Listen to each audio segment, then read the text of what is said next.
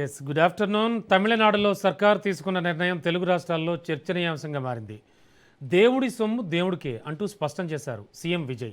దేవాలయాల నిధుల వినియోగంపై కీలక నిర్ణయం తీసుకున్నారు ఆయన.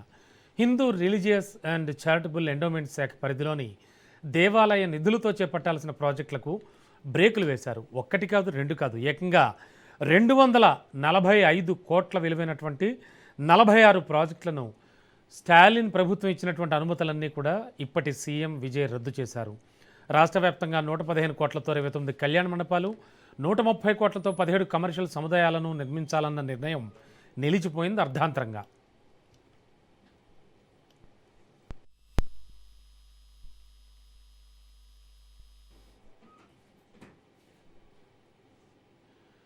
రాజకీయాల్లో కొందరు కేవలం ప్రసంగాలకే పరిమితమవుతూ ఉంటారు. అధికారంలో ఉండి కూడా ప్రతిపక్షాలపై విమర్శలతో కాలక్షేపం చేస్తూ ఉంటారు. కానీ తమిళనాడు చీఫ్ మినిస్టర్ విజయ్ మాత్రం సైలెంట్గా తన పని తాను చేసుకుంటూ పోతున్నారు. ఆయన తీసుకున్న డెసిషన్ హిందూ సమాజంతో పాటు దేశవ్యాప్తంగా ప్రశంసలు వెల్లువెత్తుతున్నాయి.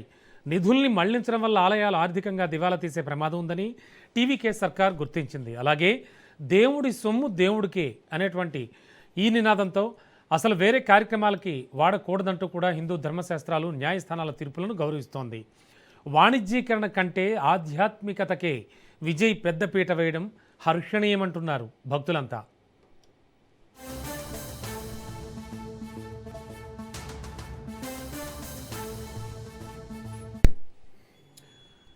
ప్రాజెక్టులు కొన్ని న్యాయపరమైన వివాదాల్లో చిక్కుకోవడం, దేవాలయాలపై ఆర్థిక భారం పెరగడం వంటి అంశాలను పరిగణనలోకి తీసుకుని తమిళనాడు ప్రభుత్వం నిర్ణయం తీసుకుంది.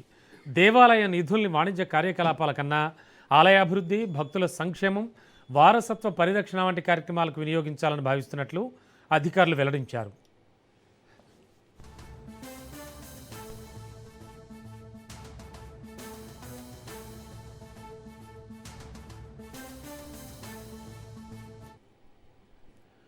గతంలో డీఎంకే ప్రభుత్వం దేవాలయ నిధులతో మ్యారేజ్ హాల్స్, కమర్షియల్ భవనాల నిర్మాణాల ప్రాజెక్టులు చేపట్టింది.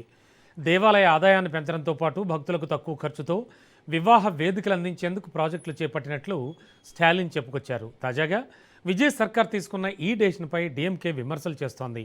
బీజేపీ డిమాండ్లకు అనుగుణంగా టీవీకే ప్రభుత్వం వ్యవహరిస్తోందని ఆరోపించింది.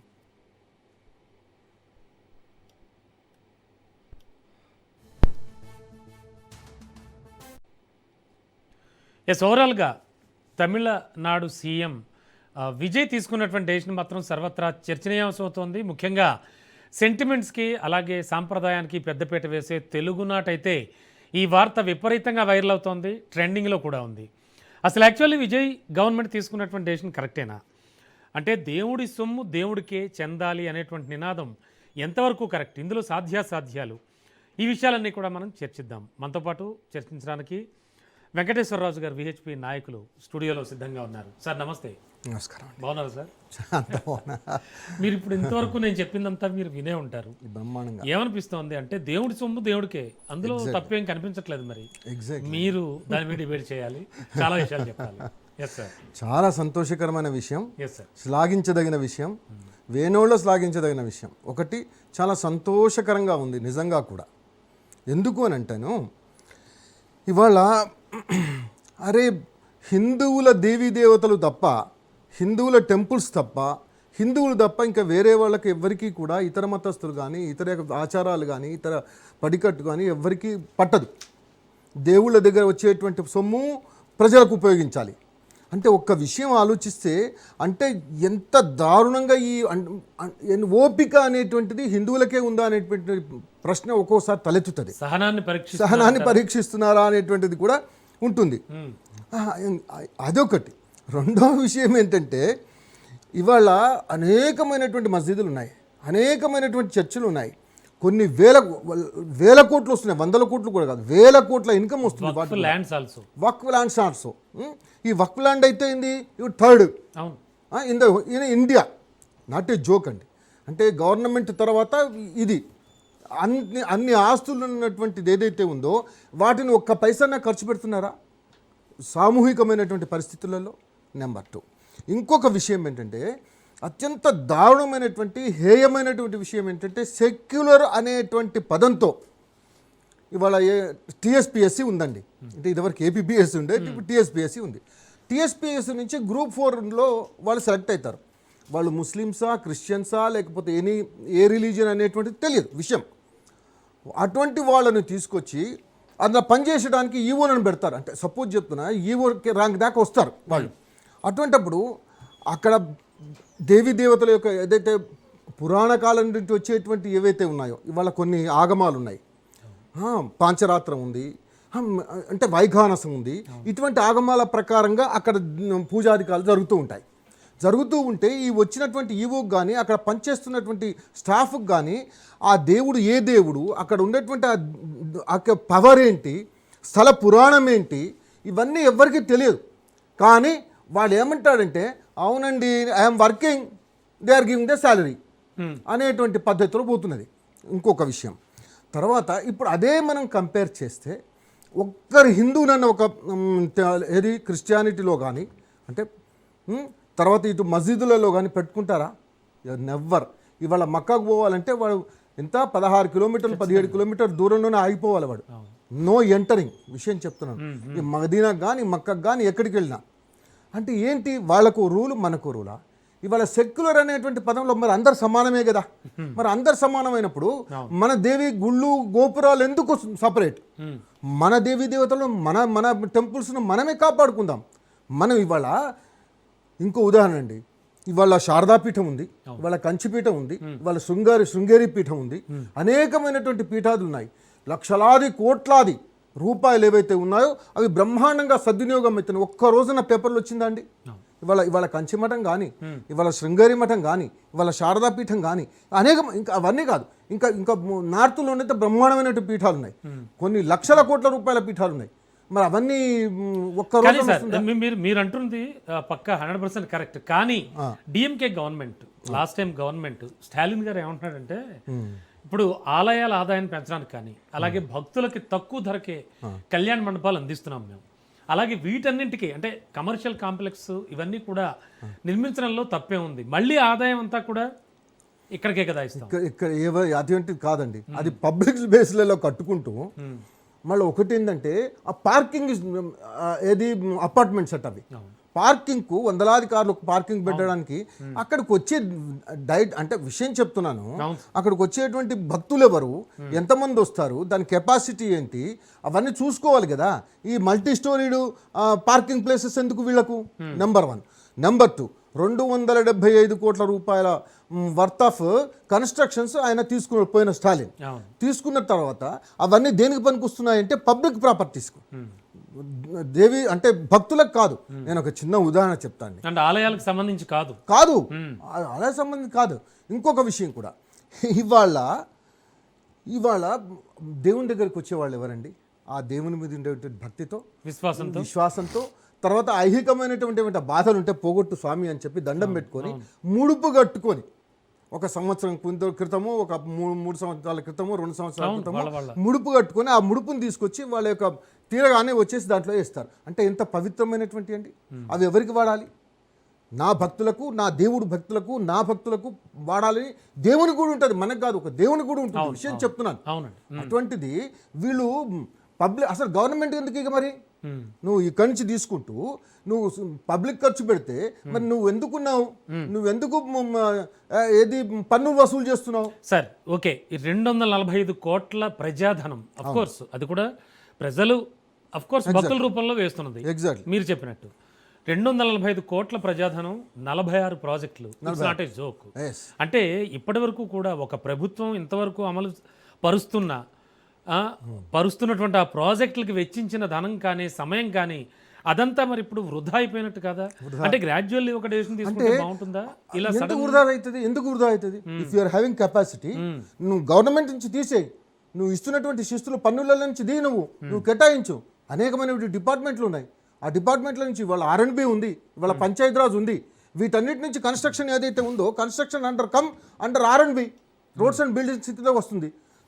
కేటాయించు వాటి నుంచి ఉన్నటువంటి బడ్జెట్లో ఎంత అయితే కేటాయించావో అది వాటికి భావించు. నువ్వు ఎందుకు దాన్ని ఆపుతావు? Let you complete it. ఏది గవర్నమెంట్ ఫండ్స్తో నువ్వు కంప్లీట్ చేయి. ఈ ఇంకొక విషయం కూడా చెప్తున్నాను, ఇవాళ తమిళనాడులో ఒక్కొక్క దేవాలయం ఏదైతే ఉందో కొన్ని ఎకరాలు ఉంటుందండి, ఎకరాల దేవాలయాలు ఉన్నాయి. టెంపుల్ స్టేట్ కదా సార్, టెంపుల్ స్టేట్ అది. ఎగ్జాక్ట్లీ అన్నారు మీరు. విషయం ఏంటంటే అటువంటి దాన్ని ఒకసారి మొన్న అంటే ఒక 1 year బ్యాక్ సంగతి నేను చెప్తున్నాను. 1 year బ్యాక్ వెళితే పాపం మెయింటెనెన్స్ లేక అత్యంత దారుణంగా కనపడుతుందండి అది. కరెక్ట్. అది అంటే వేల కోట్ల రూపాయలు వస్తుంటేనేమో తీసుకుంటావు, తీసుకొని ఆ టెంపుల్ డెవలప్మెంట్కి నువ్వు ఉపయోగించవు. అదే కనుక టెంపుల్ డెవలప్మెంట్ కనుక నువ్వు ఉపయోగిస్తే ఆ విధంగా ఏ విధంగా ఉంటుంది? అరే భక్తులు వచ్చి తాగడానికి నీళ్లు లేవండి ఒక్కొక్క దగ్గర. తర్వాత ఇంకొక విషయం కూడా చెప్తున్నాను. మనది అన్నపూర్ణ ఒక ఒక ఒక ఒక ఆంధ్రప్రదేశ్ ఒక తెలంగాణ కాదు, భారతదేశం మొత్తం ఒక అన్నపూర్ణ, రైస్ బౌల్. అయితే అటువంటి అన్నపూర్ణ దగ్గర మన ఇప్పుడు చూడండి, ఏ టెంపుల్ అయినా హిందూ టెంపుల్స్ ఎక్కడ కూడా మధ్యాహ్న భోజనం ఫ్రీగా పెడతారు, ప్రసాదం అని చెప్పి పెడతారు. చాలా బ్రహ్మాండంగా ఎంతో అలసి వచ్చినటువంటి వాళ్లకు, చాలా బీదోళ్ళకు కూడా అక్కడికి వెళ్ళి బ్రహ్మాండంగా ఆ ప్రసాదాన్ని స్వీకరించి వెళ్ళిపోతారు. ఈ మధ్య చాలా ఆలయాలకు విస్తరించేశారు. అంటే చెప్తున్నాను, ఇవాళ అందరూ వచ్చి తింటారు అక్కడ. ఇంకొక విషయం కూడా చెప్తున్నాను. మరి అటువంటిది నువ్వు ఇవాళ అటువంటి డెవలప్మెంట్ చేయక, ఇంకొక విషయం అండి, ఇవాళ మన సంస్కృతి ఏంటి, మన ఆచారాలు ఏంటి, మన పడికట్టు ఏంటి, మనం ఏం చేస్తున్నాము, వేద పఠనం ఎక్కడుంది, తర్వాత నైపుణ్యం అంటే విషయం చెప్తున్న నైపుణ్యం ఒకటే కాకుండా ఇవాళ ఆధ్యాత్మికమైనటువంటి జీవన విధానము నెంబర్ 1. నెంబర్ 2, నాకు నైతిక విలువలతో కూడినటువంటి విద్య ఎక్కడ ఉన్నదండి ఇవాళ? మరి దాన్ని ఎందుకు నువ్వు దాంట్లో ఇంక్లూడ్ చేయవు? విషయం చెప్తున్నాను. అటువంటిది ఇంక్లూడ్ చేయక ఇవాళ కొన్ని ప్రైవేటు ఎవరైతే పీఠాలు ఉన్నాయో వాళ్ళు నేర్పుతున్నారండి. ఇవాళ వేద పాఠశాలలు పెట్టి వాళ్ళు వేలాది మందికి, వందలాది మందికి ఇవాళ వాళ్ళు నేర్పుతున్నారు. నువ్వు గవర్నమెంట్ మా పైసలు, అవి భక్తుల యొక్క పైసలు, మన పైసలు. అంటే ఇంకెక్కడి నుంచి తమిళనాట ప్రతి ఆలయానికి ఒక మహర్దశ పట్టబోతుంది. 100% అండి. Very good. నేను అనేది ఏంటంటే, కానీ ఇంకొక విషయం కూడా చెప్తున్నాను. ఇప్పుడు ఒక విషయం తెలిసింది ఏంటంటే, అక్కడ అనాథగా ఉండేటువంటి ఆలయాలు చాలా ఉన్నాయి. తర్వాత మెయింటెనెన్స్ కూడా చాలా సరిపోతలేదు. కాబట్టి మనం డైవర్ట్ చేయకూడదు అని అన్నారు. నేను ఇంకొక విషయం కూడా చెప్తున్నాను. ఒకవేళ కనుక ఎక్సెస్ మనీ రేపు వచ్చింది అనుకోండి, ఎక్సెస్ ఉంది దీంట్లో మనీ, అన్ని ఆలయాలకు పంపిస్తున్నా కూడా లేదు, మళ్ళీ డిసిషన్ మార్చొద్దు అనేటువంటి భావన మాది. నెంబర్ 1. నెంబర్ 2, ఇంకొక విషయం ఏంటంటే, ఇదే పద్ధతి తూచా తప్పకుండా మొత్తం భారతదేశం కూడా చేయాల్సినటువంటి అవసరం ఉంది. ఇవాళ మేము కోరేది అదే. ఇవాళ లౌకికం అనేటువంటి పేరు పెట్టి ఆ దేవుడి మీద నమ్మకం లేదు, ఆ దేవుడి మీద భక్తి లేదు. నేను ఉదాహరణ చెప్తానండి. తమిళనాడు అంటే డిసిషన్ తీసుకున్నాడు, వెల్కమ్, అది చాలా మంచిది అది, కానీ మార్చకుండా ఉండాలనేటువంటి భావన నేను వారికి విజ్ఞప్తి చేస్తున్నాను మీ ద్వారా, మన ఛానల్ ద్వారా. నెంబర్ 1.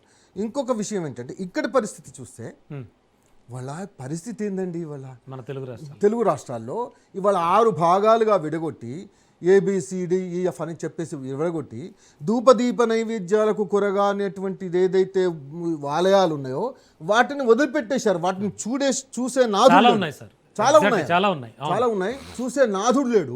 ఇవాళ ఏవైతే పెద్దగా ఇన్కమ్ ఉన్నటువంటి వాటిని మాత్రం నువ్వు పట్టుకొని వాటి మీద వచ్చేటువంటి మొత్తం తీసుకొని ఇంకొక దారుణమైనటువంటి విషయం అండి. మనం పార్షియాలిటీ అనేటువంటిది కాదు. ఇవాళ కొన్ని ఆలయాలలో పనిచేస్తున్నటువంటి ఆ పూజారి యొక్క కొడుకులను చేసుకోవడానికి కూడా పిల్లలు ఎవడను, వాళ్ళు ఎంత బాధపడుతున్నారంటే ఇవాళ ఎంత దయనీయమైనటువంటి పరిస్థితిలో ఉన్నారంటే, అటువంటి పరిస్థితిలో ఉన్నటువంటి వాళ్ళను నువ్వు కాపాడాల్సినటువంటి, నీకు వచ్చినటువంటి భక్తులతో వచ్చినటువంటి పైసలతో వాళ్ళని కాపాడాలి. మన సంస్కృతికి నిలయాలి వాళ్ళు. కమ్ బ్యాక్ టు తమిళనాడు విషయం. తమిళనాడులో కేవలం హిందూ ఆలయాలపైనే కాకుండా మీరు మొదట్లో చెప్పినట్టుగా మిగతా మతాలకు సంబంధించినటువంటి ఆలయాలు కావచ్చు, లేకపోతే వాళ్ళ పర్టికులర్ నేమ్స్ ఉన్నాయి, అంటే అవి ఏవైనా కానివ్వండి, మనం ఫ్రీగా చర్చించదు, పెద్ద విషయం కాదు. మిగతా మతస్థులపై కూడా వాటికి సంబంధించి కూడా ఏమైనా డెసిషన్ వెలువడే ఛాన్స్ ఉంటుందంటారా? అండ్ ఇక్కడ మరో విషయం మనం మాట్లాడుకోవచ్చు కూడదో నాకంత తెలియదు, కానీ ఒక విషయం అడుగుతాను నేను. ఒక క్రిస్టియన్ అయినటువంటి జోసెఫ్ విజయ్ తీసుకున్న ఈ డెసిషన్, దీన్ని మిగతా మతాలకు కూడా ఏమైనా వర్తించేటువంటి అవకాశం ఉంటుందంటారా? ఆయా సంస్థలకు కూడాను? చాలా మంచి క్వశ్చన్ అండి, నిజంగా చెప్తున్నాను.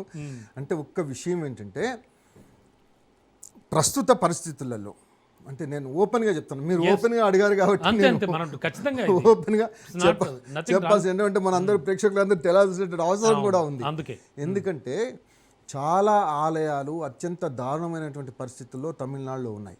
నేను రిమోట్ ఏరియాలకు పోయాను, వెళితే అక్కడ కనీసం ధూపదీప నైవేద్యాలు పెట్టేటువంటి పరిస్థితుల్లో లేవు. అయితే అక్కడ ఉండేటువంటి వాళ్ళందరూ కూడా గొడవ చేసేటువంటి ప్రయత్నం ఉంది రేపు. అయితే ఇదంతా రాకుండా ఉండడానికి చాలా సంతోషంగా ఒక విషయం, చాలా తెలివిగా కూడా ఈ విషయం ఇది చేశాడు అనేటువంటి దానికి ఇదొక తార్కాణం. వాళ్ళందరూ కూడా మాది ఏంటి అనేటువంటి పరిస్థితి అడిగేటువంటి పరిస్థితి రాకూడదు, అది పునరావృతం అంటే ఇదివరకు ఒకసారి చేశారు, అటువంటిది రాకూడదు అనేటువంటి ఉద్దేశంతో ఇవాళ ఆ విషయాన్ని తీసుకున్నాడు. నెంబర్ 1. నెంబర్ 2 ఏంటంటే, ఇవాళ ఆల్ టెంపుల్స్ అంటే ఇప్పుడు ఏదైతే మనం ప్రీస్ట్ అంటే పూజ చేస్తూ ఉన్నామో, ఏదైతే ప్రే చేస్తున్నామో, all will come under endowment అని ఎందుకు పెట్టావు నువ్వు? దేవాదాయ ధర్మాదాయ శాఖ ఆదాయం. ఇప్పుడు తీసేసినట్టున్నారు, దేవాదాయ శాఖ అని మాత్రమే అంటూ ఉంటారు. తీసేస్తారు, ఇంకా తీయలే అంటే ఆథరైజ్డ్గా తీసేయలే అంటున్నారు. అయితే విషయం ఏంటి, నేను అనేది ఏంటంటే అన్నీ ఆ విధంగా చేసేయండి ఎగ్జాక్ట్లీ, లేకపోతే విడిచేయండి, డిపార్ట్మెంట్ని డిబాలిష్ చేయండి, అబాలిష్ చేసేసి ఏది ఎండోమెంట్ డిపార్ట్మెంట్ అబాలిష్ చేసి లెట్ యూ కంటిన్యూ ఇట్. ఇవాళ ఇంకొక విషయం అండి, ఇవాళ ఏదైతే ట్రస్ట్ బోర్డ్స్ ఉన్నాయో, ఈ ట్రస్ట్ బోర్డ్స్లలో ఆ ఏ ఏరియానైతే టెంపుల్ ఉంటుందో ఆ టెంపుల్ ఏరియాలో ఎమ్మెల్యే ఎవరైతే ఉంటారో వాళ్ళ చేరాలు అట్లా పనిచేయాలి, వాళ్ళే ట్రస్ట్ బోర్డు మెంబర్లుగా ఉంటారు. మిగతా వాళ్ళకు లేదు. ఇవాళ సపోజ్ చెప్తున్నా, ఇవాళ ఒక పార్టీ వచ్చిందండి, ఆ పార్టీ మెంబర్సే ఆ ఆలయానికి ట్రస్ట్ బోర్డు మెంబర్స్ ఉంటారు. అంటే అర్థం ఏంటంటే, వాడు నాస్తికుడా ఆస్తికుడా ఏంటి, వానికి దాని గురించి తెలుసా తెలియదా అంటే, మనం ఏమనుకోవాలంటే రాజకీయ పునరావాస కేంద్రాలుగా మారినాయి దేవాలయాలు, ట్రస్ట్ బోర్డులు కానీ అన్ని కానీ చైర్మన్లు కానీ. దానికి ఇంకొక ఉదాహరణ చెప్తాను, నేను ఓపెన్గా చెప్తున్నాను మీకు.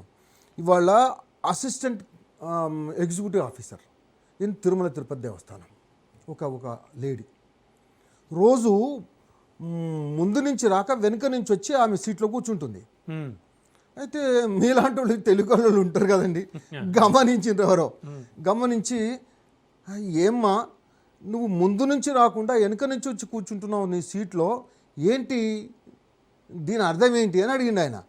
అడిగితే ఏమని చెప్పిందో తెలుసా అండి, నేను ముందు నుంచి వస్తే ఎదురుగా పెద్దదైనటువంటి వెంకటేశ్వర ఫోటో, వెంకటేశ్వర స్వామి అనాలంటే అంటలేదు, వెంకటేశ్వరుని ఫోటో ఉంది అక్కడ, ఆ ఫోటోని చూసి నేను పోయి నా సీట్లో కూర్చోవడానికి నాకు మనసు ఒప్పలేదు. ఓపెన్గా షీ డిక్లేర్డ్ ఓపెన్లీ స్టేట్మెంట్. ఎప్పుడు సార్ ఇది జరిగింది? ఇది ఒక 2 years బ్యాక్, 2.5 years బ్యాక్. అయితే అంటే అన్ని మతస్థులకు ఉద్యోగాలు ఇచ్చారంటారు అంతే. ఇప్పుడు సెక్యులర్ అనేటువంటి పదంలో ఎండోమెంట్ డిపార్ట్మెంట్లో అందరు మతస్థులు పనిచేయొచ్చు అనేటువంటి ఒక రూల్, అది క్లాస్. అయితే ఆమె ఏం చేసింది, పోయి కూర్చుంటున్నానంటే వెంటనే ఆమెను సరే ఇక ట్రాన్స్ఫర్ చేశారు, అది విషయం. ఇంకొక చిన్న ఉదాహరణ చెప్తాను, ఎందుకంటే తెలియాలి మనం. ట్రస్ట్ బోర్డు మెంబర్స్లలో ఒక ప్యూర్ క్రిస్టియన్ ట్రస్ట్ బోర్డు మెంబర్గా పెట్టారు. ఆమె వెంకటేశ్వర స్వామి దేవదేవుడు, నా భూతో నా భవిష్యత్ విషయం చెప్తున్నాను. బ్రహ్మాండ నాయకుడు, అఖిలాండ కోటి బ్రహ్మాండ నాయకుని ఆ వెంకటేశ్వర స్వామి యొక్క ఆ దేవళంలో ఈ కోట్లాది భక్తులు వచ్చేటువంటి ఆ యొక్క మహాత్ముని, ఆ యొక్క కలియుగ వైకుంఠం, అది కలియుగ దేవుడు, ఆయన వరాలు ఇచ్చేటువంటి ఆ దేవుడు, ఆయన దగ్గర ఒక అన్యమతస్థులు ట్రస్ట్ బోర్డు మెంబర్ ఉంటే వాళ్ళు ఏం ఆలోచిస్తారు? అయితే ఆమెగా ఆలోచించుకొని నేను యేసును నమ్ముతాను, క్రిస్టియానిటీలో ఉన్నాను నేను, కాబట్టి దీనికి నేను అనర్హురాల్ని, కాబట్టి నేను రిజైన్ చేస్తున్నానని చెప్పి రిజైన్ చేసిపోయింది ఇదివరకు. సార్, మనం ఇప్పటివరకు మాట్లాడుకున్నది నాణానికి ఒకవైపు అనుకుంటే, అంటే నేను అడిగాను మిమ్మల్ని, ఈ దేవుడి సొమ్ము దేవుడికే అనేది, అంటే అవును కరెక్టే అన్నారు మీరు. ఇదంతా నాణ్యానికి ఒక్కవైపు అనుకుంటే, మరోవైపు ఒక్కసారి చర్చిద్దాం. దేవుడి సొమ్ము సామాజిక సేవా కార్యక్రమాలకి, సమాజంలో పౌరులకు ఉపయోగపడేటువంటి కార్యక్రమాలకి చేయడంలో తప్పేమిటి? ఇప్పుడు అక్కడి నుంచి వచ్చిన డబ్బే కదా అది, అంటే ఆ వాదన కూడా లేకపోలేదు. తమిళనాడు విషయానికి వస్తే కనుక అది కూడా కొంతమంది వాదిస్తున్నారు. ఎగ్జాక్ట్లీ. దానికి ఏం అయితే సమాజంలో ఎంతమంది ఉన్నారండి? ఉమ్, సమాజంలో ఎవరెవరు ఉన్నారు? అవును, అన్యమతస్తులు కూడా ఉన్నారు కదా, ఉన్నారుగా, అందరూ ఉన్నారు. అందరూ ఉన్నారు కదా. అవును. మరి అందరూ సమానంగా చూడాలి కదా. ఉమ్, ఒక విషయం, ఈ విషయం కనుక వస్తే అందరిని సమానంగా చూడాలి. అవును. అయితే అన్ని నువ్వు విషయాల్లో అన్ని విషయాల్లో సమానంగా చూడాలి. నీకు కోట్లాది రూపాయలు వస్తున్నాయి ఇవాళ. ఒక విషయం, ఇవాళ వాళ్ళ బక్రీద్ వచ్చినా, ఇవాళ రంజాన్ వచ్చినా, ఇవాళ మొహర్రం వచ్చినా, ఇంకేదొచ్చినా వాళ్ళ కొన్ని కోట్ల రూపాయలు వస్తున్నాయి. కొన్ని కోట్లు ఉట్టుకు కాదు, కొన్ని ఇప్పటి వరకు అయితే కొంతమంది అంటున్నది ఏంటంటే లక్షల కోట్లు అంటున్నారు. సరే, ఇట్ మేబీ. ఓకే. అయితే అటువంటి వాళ్ళు మరి ఆ పైసలు కూడా పెట్టండి. Let you come forward. వాళ్ళు కూడా వచ్చి ఇవాళ నా పైసలు పెట్టి నా దేవుని మీద నాకు నమ్మకం ఉండేటువంటి పైసలు, అవి నా దేవుని మీద నేను ఇచ్చినటువంటి పైసలు, అవి నాకు ఖర్చు పెడతావా, భక్తులకు ఖర్చు పెడతావా? అక్కడ ఉండేటువంటి వాళ్ళు అనేక మంది భక్తులు మరి అలా విధంగా ఉన్నారు కదా. ఇంకొక విషయం కూడా చెప్తున్నాను. ఇవాళ అన్ని వెల్ ఆఫ్ ఉన్నాయా? లేవు కదా.